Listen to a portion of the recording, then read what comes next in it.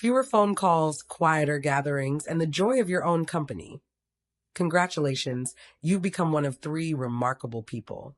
Not long ago, my old pal Jack swapped his smartphone for a classic flip phone.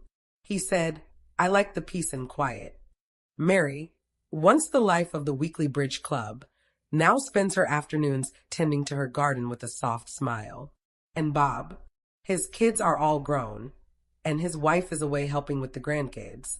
Every morning, come rain or shine, he heads to the park, does his slow Tai Chi routine, and plays a quiet game of chess with whoever happens to wander by. Have you noticed it too? At a certain stage of life, the phone rings less. The invitations slow down. Big gatherings don't seem as appealing as they once did. You begin to enjoy meals alone, a peaceful stroll, a good book, or maybe even an old opera recording. But don't mistake this for loneliness. And don't let anyone tell you you've been forgotten by the world. No, this calm, this self-contentment is a quiet kind of wisdom, hard-earned and beautiful. Let's take a walk through this idea together, dear friend.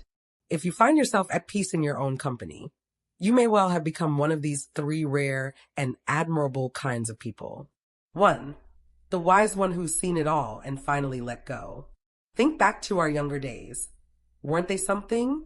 We'd run from gathering to gathering, call after call, chasing connection like it was gold. More friends meant a wider path, or so we thought.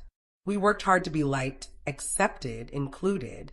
We lost sleep over arguments, over missed opportunities, over pride and ego. But after decades of living, the highs and the heartbreaks, you start to see the truth. No party lasts forever. Even the closest friendships can grow cold. People you thought you'd never live without, they drift. Relationships you poured your heart into, sometimes they slip through your fingers like sand. We've all been there. Helped someone from the bottom of our hearts, only to be forgotten. Fought with family or friends over trivial things, and later realized how little it all mattered. Once we clung to social circles, real and virtual, terrified of being left out. Now we think, if they remember me, fine. If not, also fine. Because at the end of the day, peace matters more than presence. Real friendship isn't about numbers, it's about truth. Even one or two people who truly get you are more valuable than a room full of acquaintances. And once you've seen through the illusion of status and success, houses, titles, bank accounts, you understand. None of it comes with us in the end. What matters is the calm within. So if you've stopped chasing meaningless connections, if you've learned to simply be without needing to impress or explain, if you're no longer burdened by the noise of the world, congratulations. You've become the first rare kind of person, the wise one who sees clearly. A clear heart, a quiet mind. The moonlight and the breeze are old friends now. 2. The one who finally learned to love themselves. You know, for most of our lives, we lived for others. As kids, we listened to our parents. Then came work. Then marriage. Then children. And always we tried to be agreeable. To say yes when we wanted to say no. To smile through events we had no interest in. To make everyone else comfortable, even if it meant sacrificing our own. We went to dinners we didn't enjoy, laughed at jokes that weren't funny, swallowed hurt feelings, and kept on giving, all for the sake of harmony. But life doesn't always reward the endlessly selfless.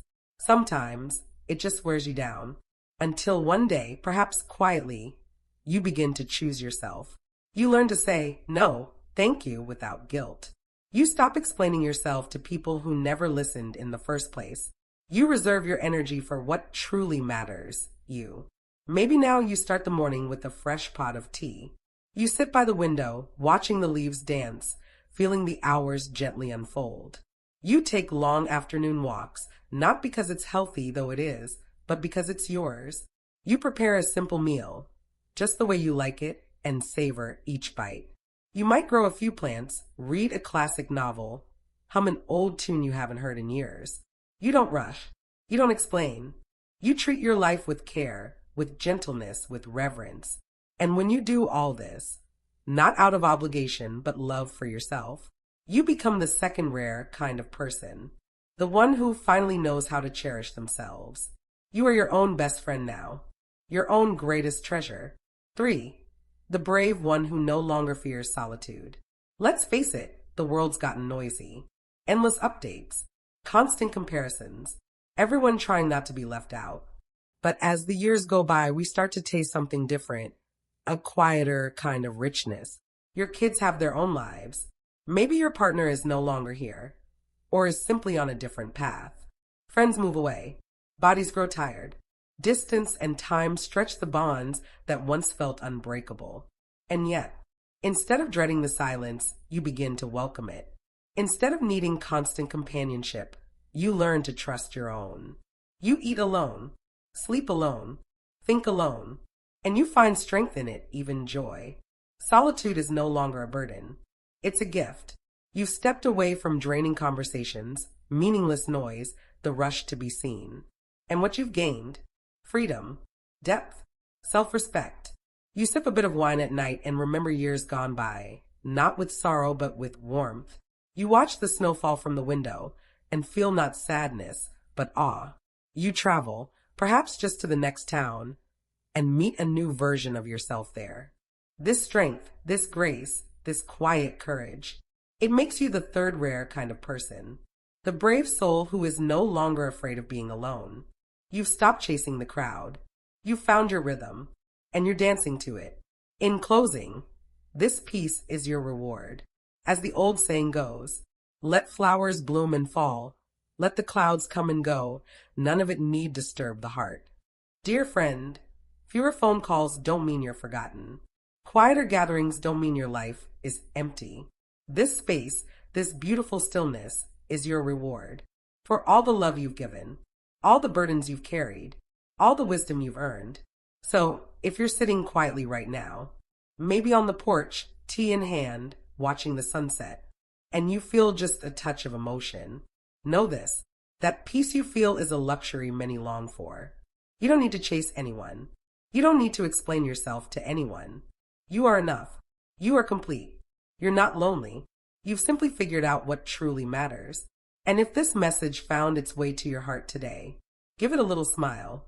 Maybe even pass it along to someone else who needs to hear it. Because this is living well.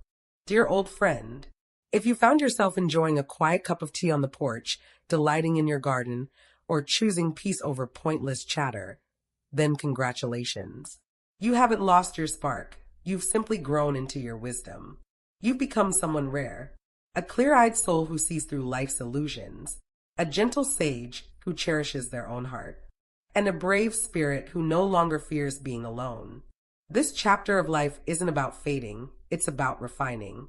You are not alone in your solitude. You are walking alongside countless kindred spirits who are also finding their strength in stillness and joy in simplicity. So next time your phone stays silent or a party doesn't call your name, smile.